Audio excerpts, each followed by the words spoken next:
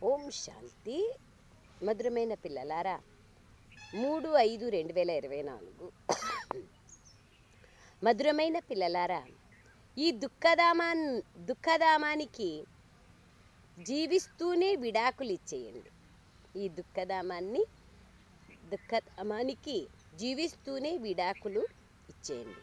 ఎందుకంటే మీరు ఇప్పుడు సుఖధామంలోకి వెళ్ళాలి. బుద్ధి ద్వారా విడాకులు ఇవ్వడం, బుద్ధి ద్వారా మర్చిపోవడమే విడాకులు ఇవ్వడం.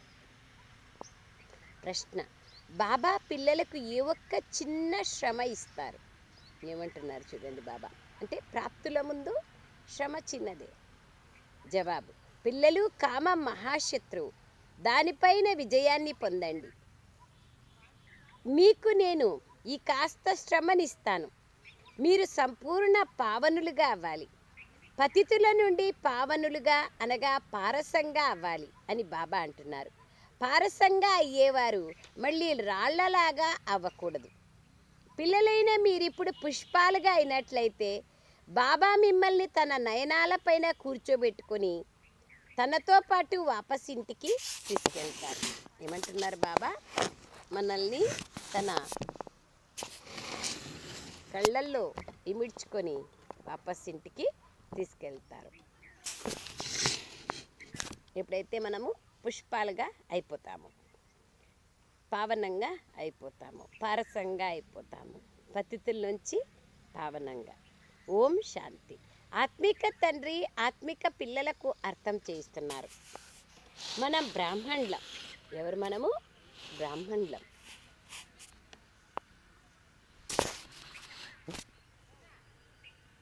బ్రాహ్మణుల యొక్క కులాన్ని మర్చిపోకూడదు. మళ్ళీ మనమే దేవతలుగా అవుతాం అని పిల్లలు అర్థం చేసుకున్నారు. ఈ నిశ్చయం పక్కాగా ఉంది కదా? అడుగుతున్నారు బాబా. టీచర్ ఎవరినైతే చదివిస్తారో వారిని తప్పకుండా తమ సమానంగా తయారు చేస్తారు.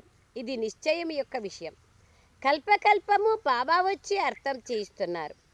నరకవాసులైన మనల్ని బాబా వచ్చి స్వర్గవాసులుగా తయారు చేస్తున్నారు. మొత్తం ప్రపంచమంతటినీ తయారు చేసేవారు ఎవరో ఒకరు ఉంటారు కదా. తండ్రి నరకవాసులుగా తయారు చేస్తారు, రావణుడు నరకవాసి, తండ్రి స్వర్గవాసులుగా తయారు చేస్తారు. మొత్తం ప్రపంచమంతటినీ తయారు చేసేవారు ఎవరో ఒకరు ఉంటారు. తండ్రి స్వర్గవాసులుగా తయారు చేస్తారు, రావణుడు నరకవాసులుగా తయారు చేస్తారు. ఈ సమయంలో ఇది రావణ రాజ్యం. సత్యుగంలో రామరాజ్యం ఉంటుంది. సత్యుగంలో రామరాజ్యం ఉంటుంది. ఈ సమయంలో ఇది రావణ రాజ్యం. రామరాజ్య స్థాపన చేసేవారు ఉన్నారంటే మరి తప్పకుండా రావణ రాజ్యాన్ని స్థాపించేవారు కూడా ఉంటారు కదా. రాముడు అని భగవంతుడిని అంటారు.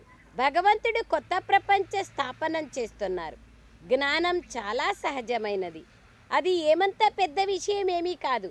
కానీ ఎటువంటి రాతి బుద్ధి కలవారిగా ఉన్నారంటే అసలు వారు పారసబుద్ధి కలవారిగా అవ్వడమే అసంభవమని భావిస్తారు. నరకవాసీల నుండి స్వర్గవాసులుగా అవ్వడంలో ఎంతో శ్రమ ఉంది. ఎందుకంటే మాయ ప్రభావం ఉంది. ఎన్ని పెద్ద పెద్ద భవనాలు 50-100 అంతస్తులవి కూడా నిర్మిస్తారు. స్వర్గంలో అన్న అంతస్తులే ఉండవు. అన్నీ కాదు, ఒకటి కూడా ఉండవు. గ్రౌండ్ ఫ్లోర్ మాత్రమే. ఈ రోజుల్లో ఎందుకు? జనాభా పెరిగే కొద్దీ స్థలం తగ్గే కొద్దీ అంతస్తులు కావాలి. ఈ రోజుల్లో ఇక్కడే నిర్మిస్తూ ఉంటారు. సత్యుగంలో ఆ విధంగా ఇక్కడ నిర్మించినట్లుగా ఇల్లు ఉండవు. ఇంత పెద్ద వృక్షం మొత్తం విశ్వమంతటి పైన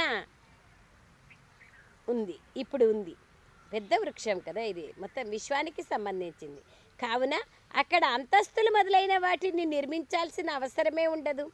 స్వయంగా బాబా చెప్తున్నారు, అక్కడ లెక్కలేనంత భూమి ఉంటుంది. ఒక్కొక్కరికి ఎస్టేట్ ఉన్నంత ఉంటుంది. ఒక్కొక్క చిన్న చిన్న పల్లెలు ఉన్నట్లుంటాయి.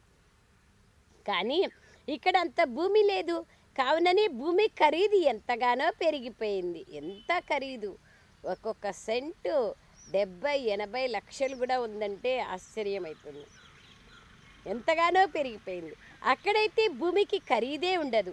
అలాగే మున్సిపల్ ట్యాక్స్ మొదలైనవి కూడా ఉండవు. అక్కడ ఏమన్నా గవర్నమెంట్ ఇక్కడ మాదిరి అప్పుల్లో ఉంటే రాజ్యము అక్కడ ట్యాక్స్ కట్టాలనేది పెడతారు.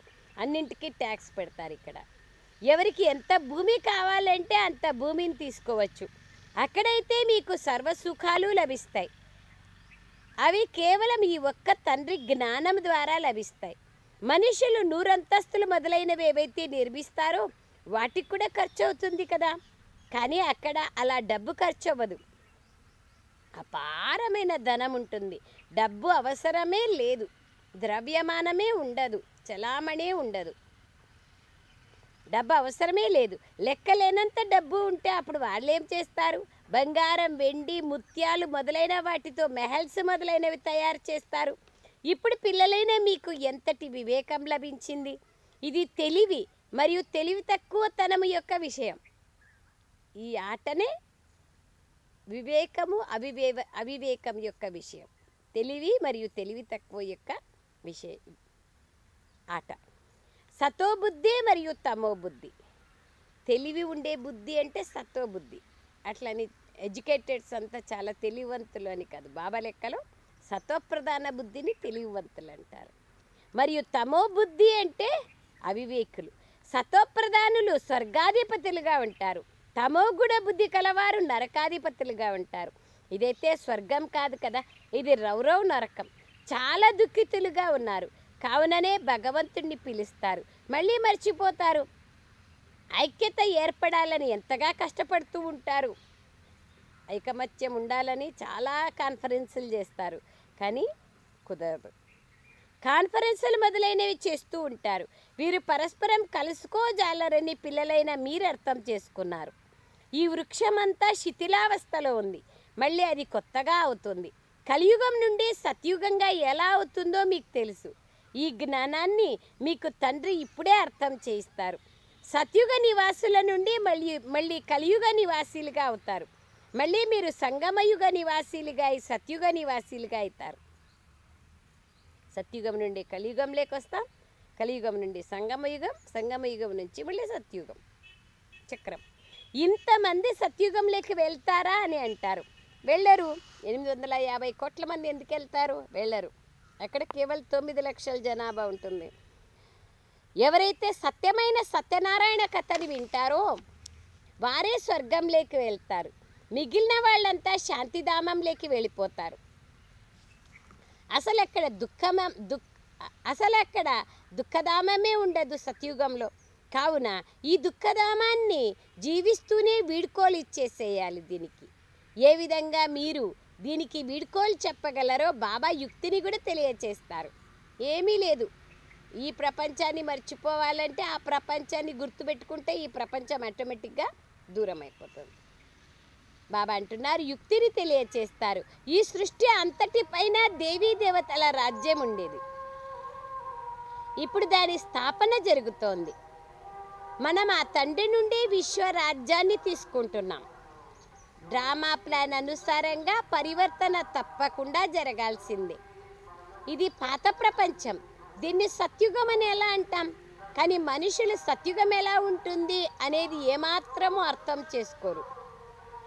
మనుషులు సత్యుగం ఎలా ఉంటుంది అనేది ఏమాత్రము అర్థం చేసుకోరు. అంతే కదా. కలియుగంలో ఉండే సుఖాలే సర్వం అనుకున్నప్పుడు సత్యుగం ఏం అర్థమవుతుంది వాళ్ళకు? సత్యుగం అర్థం కావాలంటే సత్వప్రధాన బుద్ధి కావాలి. స్వర్గం ఉండింది అంటారు, కానీ ఆ స్వర్గం ఎట్లా ఉండింది ఏమి అనేది ఏమీ తెలియదు. తో బాబా అంటున్నారు ఈ సృష్టి అంతటిపైన దేవీ దేవతల రాజ్యం ఉండేది. ఇప్పుడు దాన్ని స్థాపన చేసేందుకు బాబా వచ్చారు. మనం ఆ తండ్రి నుండి విశ్వరాజ్యాన్ని తీసుకుంటున్నాం. డ్రామా ప్లాన్ అనుసారంగా పరివర్తన తప్పక జరగాలి. ఇది పాత ప్రపంచం. దీన్ని సత్యుగం అని ఎలా అంటాం? కానీ మనుషులు సత్యుగం ఎలా ఉంటుంది అన్నది ఏమాత్రమూ అర్థం చేసుకోరు. ఎవరైతే ఎక్కువగా భక్తి చేసి ఉంటారో వారే ఈ జ్ఞానానికి అర్హులు. ఇది వారికే అర్థమవుతుంది. ఎవరైతే ఎక్కువ భక్తి చేసి ఉంటారో వాళ్ళే ఈ జ్ఞానానికి అర్హులు, వాళ్ళకే అర్థమవుతుంది. ఈ కులానికి చెందిన వారు ఎవరైతే ఉంటారో వారు అర్థం చేసుకుంటారు. చెందని వాళ్ళు అర్థం చేసుకోరు.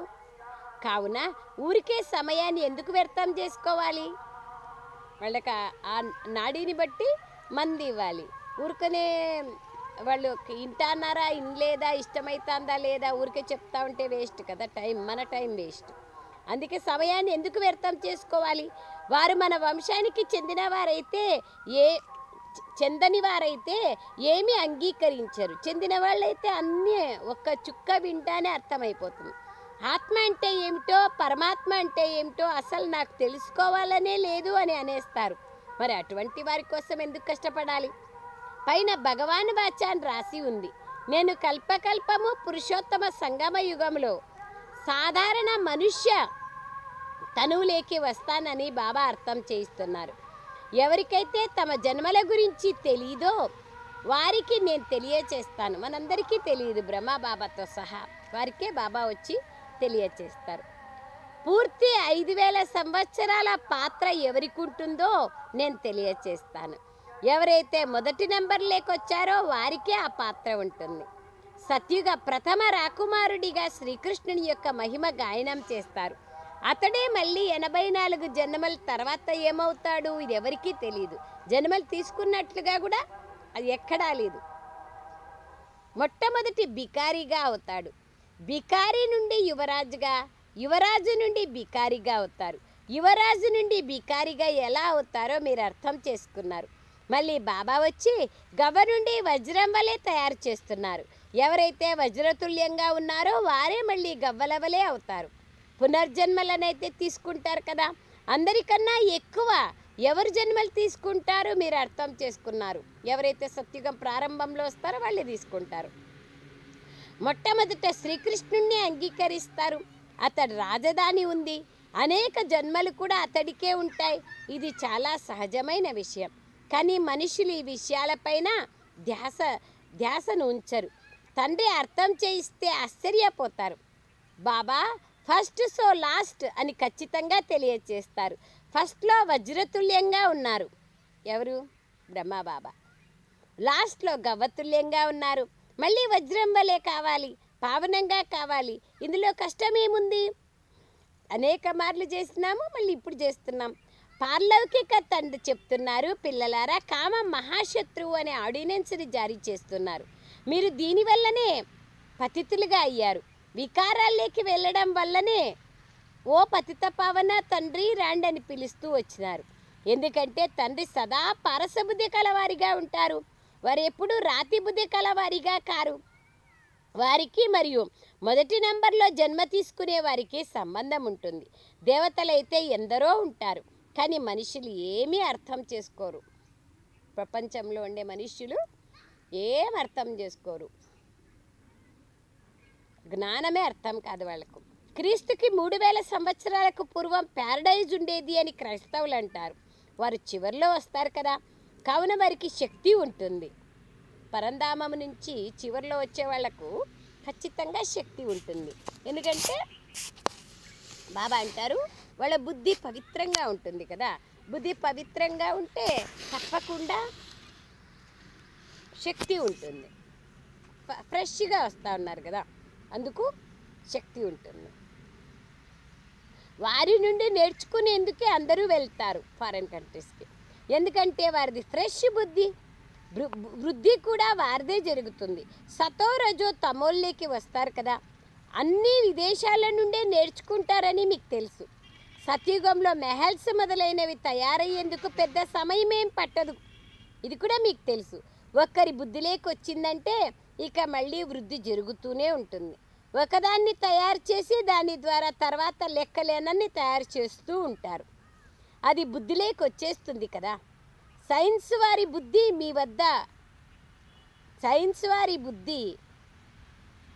మీ వద్ద ఉన్నతంగా అయిపోతుంది. క్షణంలో మెహల్స్ని తయారు చేస్తూ పోతారు. అర్థమైందా? సైన్స్లో ఎవరైతే బాగా నాలెడ్జ్ ఉంటుందో అట్లాంటి వాళ్ళ జ్ఞానం తీసుకుంటే, ఇప్పుడు మంది సైంటిస్ట్ ఇంజనీరింగ్ వింగ్ ఉంది కదా, దాంట్లో అనేక మంది వస్తూ ఉంటారు కదా. అక్కడ మెహల్స్ ఎట్లా తయారు చేయాలా వాళ్ళు అనేకంగా రూపకల్పన చేస్తూ ఉంటారు. అందుకే ఐటీ వింగ్ ఉంది, స్పార్క్ వింగ్ ఉంది. వీళ్ళందరూ పెద్ద పెద్ద రీసెర్చ్ చేసే స్కాలర్స్ వాళ్ళన్నీ ఆలోచన చేస్తూ పోతారు. ఎట్లా ఇల్లులు తయారు చేస్తారు, అక్కడ ఫటాఫట్ తయారైపోతాయి. ఇక్కడ ఇళ్లను లేదా మందిరాలను తయారు చేసేందుకు 12 నెలలు పడుతుంది. 12 నెలలు ఏమి, ఇంకా ఎక్కువే పడుతుంది. డబ్బులు ఉంటే 12 నెలలు. కానీ అక్కడ ఇంజనీర్లు మొదలైన వారంతా చాలా చురుకుగా ఉంటారు. లేబర్ ప్రాబ్లం ఇక్కడ. దాని పేరే స్వర్గం, స్వర్ణిమ యుగం.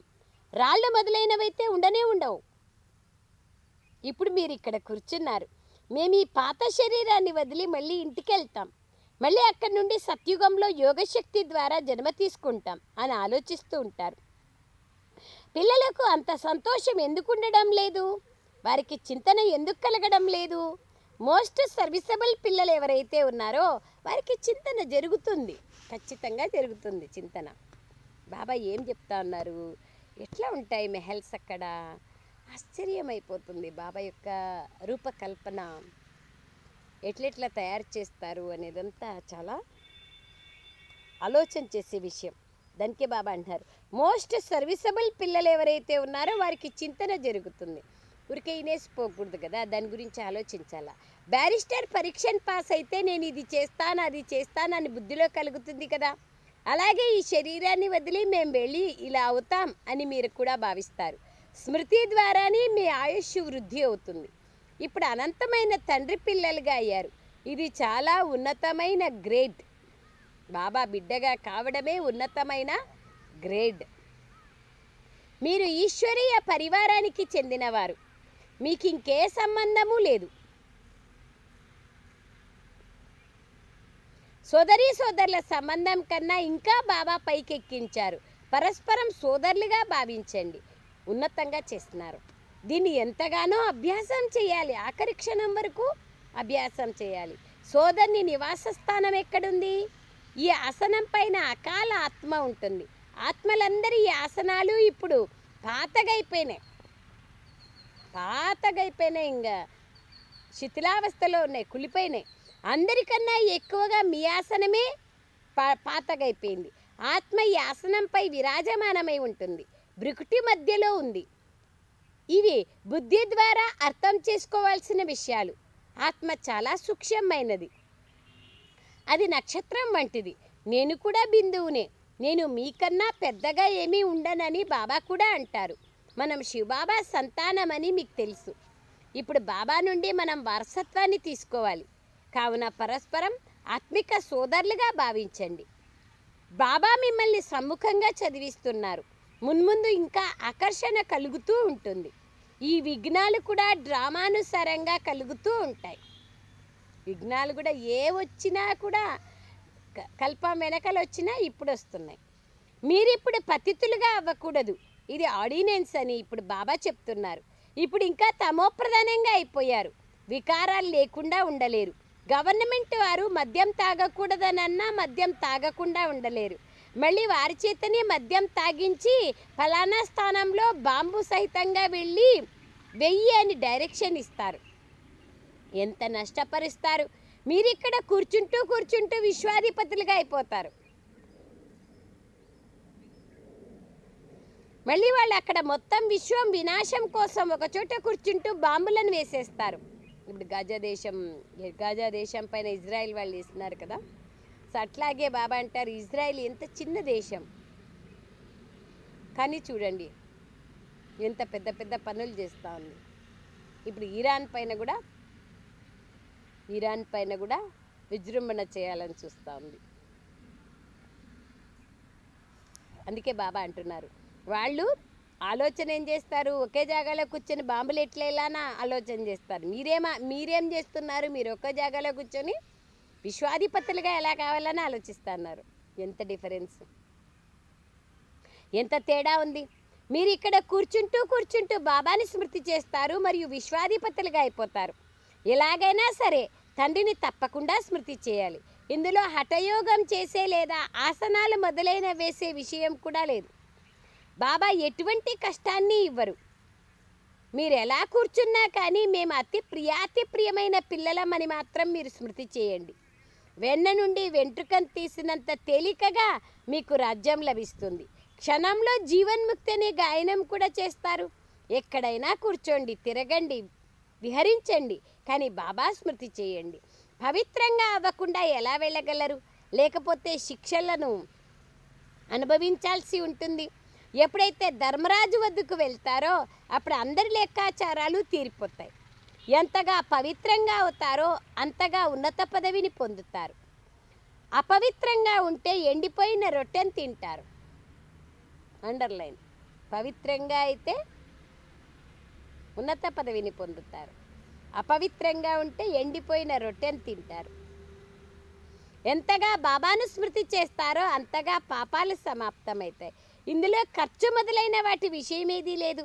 ఇంట్లో కూర్చొని ఉన్నా కానీ తండ్రి నుండి కూడా మంత్రాన్ని తీసుకోండి. ఇది మాయను వశపరుచుకునే మన్మనాభావ మంత్రం. ఈ మంత్రాన్ని పొందాక ఇంటికైనా వెళ్ళండి. నోటితో ఏమీ చెప్పాల్సిన అవసరం లేదు. బాబాను మరియు వారసత్వాన్ని గుర్తు చేసుకోండి. రాజ్యాన్ని స్మృతి చేయండి. బాబాను స్మృతి చేయడం ద్వారా మేము సతోప్రధానంగా అయిపోతాం, పాపాలు సమాప్తమైపోతాయి అని మీరు భావిస్తారు. భోజనం చేసేందుకు కూర్చుంటాను బ్రహ్మబాబా అంటున్నారు. అచ్చా, నేను బాబాను స్మృతి చేస్తూ భోజనం చేస్తాను అని భావిస్తాను, మళ్ళీ వెంటనే మర్చిపోతాను అంటూ బాబా కూడా తన అనుభవాన్ని వినిపిస్తారు బ్రహ్మబాబా. ఎందుకంటే ఎవరి తల మీద అయితే ఎన్ని బాధ్యతలు ఉన్నాయో అనే గాయనం ఉంది కదా, ఎన్ని విషయాల గురించి బ్రహ్మబాబా ఆలోచించాల్సి ఉంటుంది. ఫలానా వారి ఆత్మ ఎంతో సేవ చేస్తుంది, తనని స్మృతి చేయాలి. సేవాదారులైన పిల్లలను ఎంతగానో బాబా ప్రేమిస్తారు. అండర్లైన్. సేవాదారులైన పిల్లలను బాబా చాలా ప్రేమిస్తారు. ఈ శరీరంలో ఏ ఆత్మ అయితే విరాజమానమై ఉందో ఆ ఆత్మను స్మృతి చెయ్యండి అని మీకు కూడా చెప్తారు. ఈ శరీరంలో, బ్రహ్మ శరీరంలో మీరు ఇక్కడికి శివబాబా వద్దకు వచ్చారు. బాబా అక్కడి నుండి కిందికి వచ్చారు, పరంధామం నుండి కిందికి వచ్చారు. మీరు అందరికీ భగవంతుడు వచ్చేశారు అని చెప్తారు, కానీ వారు అర్థం చేసుకోరు. కావున యుక్తిగా తెలియచేయాలి. హద్దు యొక్క తండ్రి మరియు బేహద్దు తండ్రి, ఇద్దరు తండ్రులు ఉన్నారు. ఇప్పుడు అనంతమైన తండ్రి రాజ్యాన్ని ఇస్తున్నారు. పాత ప్రపంచం యొక్క వినాశం కూడా మీ సమ్ముఖంలో ఉంది. ఏకధర్మ స్థాపన మరియు అనేక ధర్మాల వినాశనము జరుగుతుంది. పిల్లలారా, నన్నొక్కడనే స్మృతి చేసినట్లయితే మీ పాపాలు భస్మమైపోతాయి అని బాబా చెప్తున్నారు. ఇది యోగ అగ్ని. దీని ద్వారా మీరు తమోప్రధానుల నుండి సతోప్రధానులుగా అయిపోతారు. ఈ విధానమును బాబాయే తెలియచేస్తారు. బాబా అందరినీ పుష్పాలుగా తయారు చేసి తన నయనాల పైన కూర్చోబెట్టుకొని తీసుకెళ్తారని పిల్లలైన మీకు తెలుసు. అవి ఏ నయనాలు? జ్ఞాన నేత్రాలు. వారు ఆత్మలను తీసుకెళ్తారు. తప్పకుండా తీసుకెళ్లాల్సిందే, మన ఇంటికి మనం వెళ్ళాల్సిందే కదా. మరి దానికన్నా ముందే బాబా నుండి వారసత్వాన్ని ఎందుకు తీసుకోకూడదు? ఈ సంపాదన కూడా చాలా భారీ సంపాదన. తండ్రిని మర్చిపోవడం ద్వారా మళ్ళీ నష్టం కూడా ఎంతగానో ఉంటుంది. పక్కా వ్యాపారస్తులుగా కండి. నిన్న కూడా బాబా ఏమండ్రి, మీ లాభ నష్టాల ఖాతాని చూసుకోండి. ఎంత సమయం బాబాని జ్ఞాపకం చేసుకున్నాను, ఏ పొరపాటు చేయడం లేదు కదా అని చూసుకోండి అన్నారు. బాబా ఈరోజు కూడా అంటున్నారు, మీరు వ్యాపారస్తులైనారు కదా, కాబట్టి చూసుకోవాలి. వ్యాపారస్తుల పని చూసుకోవడం, ఖాతాని చూసుకోవడం. నష్టమైందా, లాభమైందా, ఈరోజు అంతట్లో ఏమేం చేసినాను, దాని ద్వారా ఎంత లాభము. తండ్రిని స్మృతి చేయడం ద్వారానే ఆత్మ పవిత్రంగా అవుతుంది. మళ్ళీ ఒక శరీరాన్ని వదిలి ఇంకొక శరీరాన్ని తప్పకుండా తీసుకుంటారు. కావున మధురాతి మధురమైన పిల్లలు ఆత్మాభిమానిగా కాండి అని బాబా అంటున్నారు. ఇది పక్కాగా అలవాటు చేసుకోవాల్సి ఉంటుంది. స్వయాన్ని ఆత్మగా భావిస్తూ బాబా ద్వారా చదువుకుంటూ ఉన్నట్లయితే మీ నావ అవతలి తీరానికి చేరుకుంటుంది. శివాలయంలోకి వెళ్ళిపోతారు. చంద్రకాంత వేదాంతంలో కూడా ఈ కథ ఉంది. నావ ఎలా వెళ్తుంది? మధ్యలో దిగుతారు, ఏదైనా వస్తువు పైన మనసు పడతారు, అంతలో ఆ స్టీమర్ వెళ్ళిపోతుంది. ఈ భక్తి మార్గం యొక్క శాస్త్రాలు మళ్ళీ తయారవుతాయి. వాటిని మీరు చదువుతారు. మళ్ళీ ఎప్పుడైతే బాబా వస్తారో అప్పుడు వాటన్నింటినీ వదిలేస్తారు. అందరినీ తీసుకెళ్లేందుకే బాబా వచ్చారు. భారతదేశ ఉన్నతి మరియు పతనం ఏ విధంగా జరుగుతుందో ఎంతో స్పష్టంగా ఉంది. బ్రహ్మబాబా ఇతడే నల్లగా మరియు తెల్లగా అవుతారు, అంటే పతితంగా పావనంగా, శ్యామ్గా, సుందరంగా. బ్రహ్మ నుండి విష్ణువుగా, విష్ణువు నుండి బ్రహ్మగా అవుతారు. ఆ విధంగా తానొక్కడే అవ్వడు కదా. విష్ణువు యొక్క రాజ్యం ఉంటుందంటే ఒక్కరే ఎట్లుంటారు రాజా? రాజ్యంలో ప్రజలు ఉంటారు, అందరూ ఉంటారు కదా. ఇదంతా అర్థం చేసుకోవాలి, ఇతరులకు అర్థం కూడా చేయించాలి. తెల్లనివారు నల్లనివారు అని కృష్ణుని గురించి కూడా వివరించడం జరుగుతుంది. స్వర్గంలోకి వెళ్తారు కాబట్టి నరకాన్ని కాలుతో తంతారు అని చూపించినారు. ఇది చిత్రంలో స్పష్టంగా ఉంది. కృష్ణుని కాళ్ళ దగ్గర నరకము, కృష్ణుని చేతిలో స్వర్గము. మీ రాజ్యం యొక్క అంటే బుద్ధి ద్వారా దూరం చేసుకున్న దాన్ని ఆ విధంగా చూపించినారు. మీ రాజ్యం యొక్క చిత్రాలను కూడా తయారు చేశారు. స్వర్గం యొక్క చిత్రాలు ఎన్ని తయారైపోయినాయి, చాలా బ్యూటిఫుల్గా తయారైపోయినాయి. స్వర్గం చిత్రాలు, స్వర్గం పాటలు అన్ని భాషల్లో, అన్ని ప్రాంతాల్లో, ఫారిన్ కంట్రీస్లో, అన్ని జాగాల్లోనూ తయారైపోయినాయి. अच्छा मीठे मीठे सिकलरे बच्चों प्रति माता पिता बाप दादा का याद प्यार और गुड मॉर्निंग। रूहानी बाप की रूहानी बच्चों को नमस्ते। हम रूहानी बच्चों की रूहानी माता पिता बाप दादा को याद प्यार गुड मॉर्निंग और नमस्ते नमस्ते नमस्ते बाबा नमस्ते। थैंक यू बाबा। సారాంశం, బాబా ఇచ్చిన పవిత్రత ఆర్డినెన్స్ని పాలన చేసేందుకు ఆత్మలమైన మనము సోదరులము. బ్రుకుటి మధ్యలో మన నివాసం ఉంది. మనం అనంతమైన తండ్రికి పిల్లలము. ఇది మన ఈశ్వరీయ పరివారం అన్న స్మృతిలోనే ఉండాలి. ఆత్మాభిమానులుగా అయ్యే అలవాటు చేసుకోవాలి.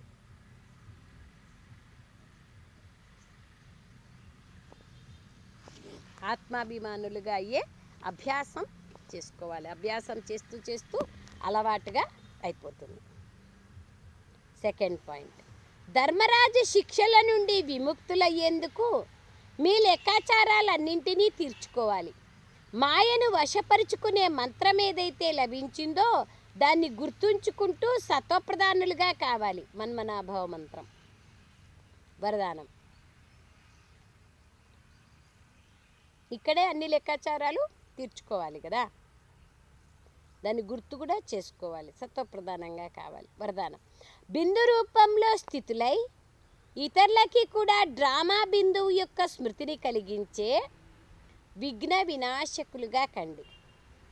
స్వయం బిందు స్వరూపంలో ఉంటే ఇతరులకి కూడా మన ద్వారా బిందువు యొక్క స్మృతి వస్తుంది, డ్రామా స్మృతి వస్తుంది. అప్పుడే విఘ్న వినాశకులుగా కాగలం.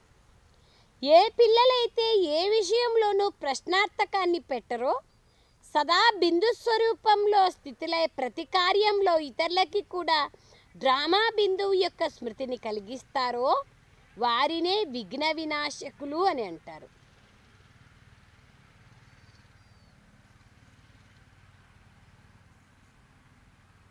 దాని గురించి ఆలోచన చేయరు. ప్రశ్నార్థకం ఉండదు, ఓన్లీ బిందు. అయిపోయింది. వారు ఇతరులని కూడా సమర్థులుగా తయారు చేసి సఫలత గమ్యానికి సమీపంగా తీసుకెళ్తారు. వారు హద్దు ప్రాప్తులను చూసి సంతోషించరు. వారు అనంతమైన సఫలతామూర్తులుగా ఉంటారు. హద్దు ప్రాప్తులను చూసి సంతోషించరు. వారు అనంతమైన సఫలతామూర్తులుగా ఉంటారు. సదా ఏకరసంగా ఒకే శ్రేష్ఠ స్థితిలో స్థితులై ఉంటారు. వారు తమ సఫలత యొక్క స్వస్థితి ద్వారా అసఫలతని కూడా పరివర్తన చేసేస్తారు. స్వస్థితి ద్వారా అసఫలతని కూడా పరివర్తన చేసేస్తారు.